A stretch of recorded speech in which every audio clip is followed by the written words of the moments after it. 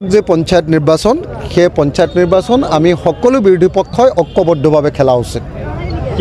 কিন্তু কংগ্ৰেছ দলে ইতিমধ্যে ঘোষণা কৰিছিলে যে পঞ্চায়েত নিৰ্বাচন তেওঁলোকে অকলে খেলিব। আমি সদায় দেখি আছোঁ, মই বাৰম্বাৰ এটা কথাই কৈ আছোঁ, য'তে বিজেপিৰ বিৰুদ্ধে কংগ্ৰেছে অকলে নিৰ্বাচন খেলে তাতেই বিজেপি জয় হয়, কংগ্ৰেছ হাৰে। আৰু য'তে বিজেপিৰ বিৰুদ্ধে আমি আটাইবিলাক ৰাজনৈতিক দল ঐক্যবদ্ধ হৈ ইলেকশ্যনত উঠোঁ তেতিয়াই বিজেপি সদায় হাৰে।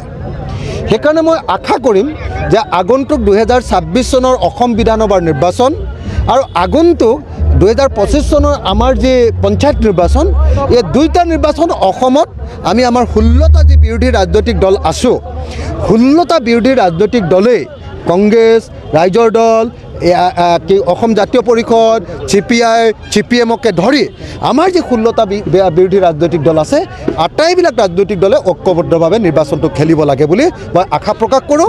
আৰু কংগ্ৰেছে যদি আকৌ বিদ্ৰোহ কৰে তেতিয়াহ'লে অসমৰ মানুহে কংগ্ৰেছক এইবাৰ নিশ্চিতভাৱে খুব বেয়া পাব। মানে দলগাঁৱৰ যিজন বিধায়ক, সেই বিধায়কজন একেবাৰে জাতে পাতে তেওঁ বিজেপি দলৰ আৰু বিজেপি চৰকাৰৰ সমৰ্থক।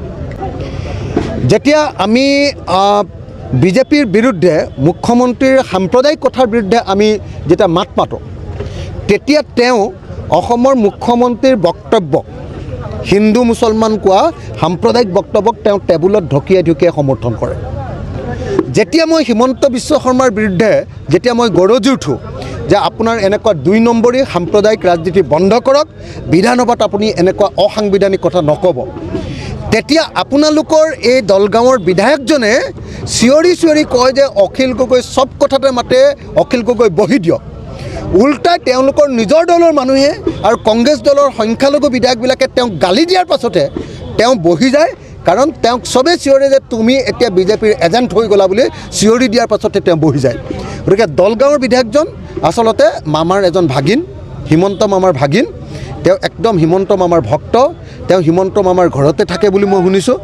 তেওঁ হিমন্ত মামাৰ একেবাৰে চেলা, তেওঁ হিমন্ত মামাৰ মানে একেবাৰে এজেণ্ট। গতিকে দলগাঁৱৰ মানুহে অতি সোনকালে দলগাঁৱৰ বিধায়কজনক ইয়াৰ পৰা বিদায় দিব লাগে বুলি মই ভাবোঁ। সমষ্টিত উপনিৰ্বাচন হৈ গ'ল, আপোনালোকৰ যিটো হেৰি আছিলে মানে আমাৰ এলায়েন্সে, আমি যদি এলায়েন্সে একেলগতে উপনিৰ্বাচন খেলিলোহেঁতেন আমি অসমৰ 5টা সমষ্টিৰ ভিতৰত 4টা সমষ্টিত জিকিলোহেঁতেন।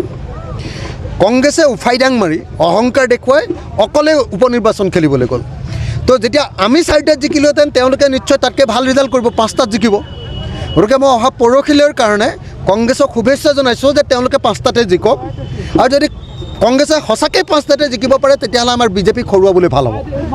গতিকে কংগ্ৰেছক আমি 5টাতে জিকিবৰ কাৰণে অহা 23 তাৰিখৰ দিনা ৰিজাল্ট দিওঁতে 5টাতে যাতে তেওঁলোক জয়ী হয় তাৰ কাৰণে তেওঁলোকক শুভেচ্ছা জ্ঞাপন কৰিছোঁ।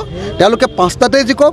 5টাতে যদি জিকে তেতিয়াহ'লে বিজেপি দুৰ্বল হ'ব আৰু বিজেপিক আমাৰ হৰুৱাবৰ কাৰণে ভাল হ'ব। কিন্তু অহংকাৰ কৰি যদি 4টাতকৈ কম চিটত জিকে, 4টাতকৈ যদি কম চিটত বিজেপি কংগ্ৰেছ জিকে তেতিয়াহ'লে এইটো কিন্তু জাতিৰ ক্ষতি হ'ব। গতিকে মই এই মুহূৰ্তত কংগ্ৰেছ দল আৰু বিশেষকৈ গৌৰৱ গগৈক সকীয়াই দিব খোজোঁ যে এনেকুৱা ধৰণৰ বিভাজনকামী, এনেকুৱা ধৰণৰ বিজেপিক সহায় কৰা, এনেকুৱা ধৰণৰ বিজেপিৰ সমৰ্থনত যোৱা কোনো কাম কেতিয়াও আমি কৰা উচিত নহয়। আমি উপনিৰ্বাচনত 23 তাৰিখে কংগ্ৰেছ দলে 5খন আসন পাব বুলি আশা কৰি ৰৈ আছোঁ। যদি নাপায় তেতিয়াহ'লে তেওঁলোকৰ এইটো ঐতিহাসিক বিশ্বাসঘাতকতা হ'ব, আৰু যদি পায় তেতিয়াহ'লে সকলোৱে আমি হাততালি বজাই তেওঁলোকক সমৰ্থন কৰিম।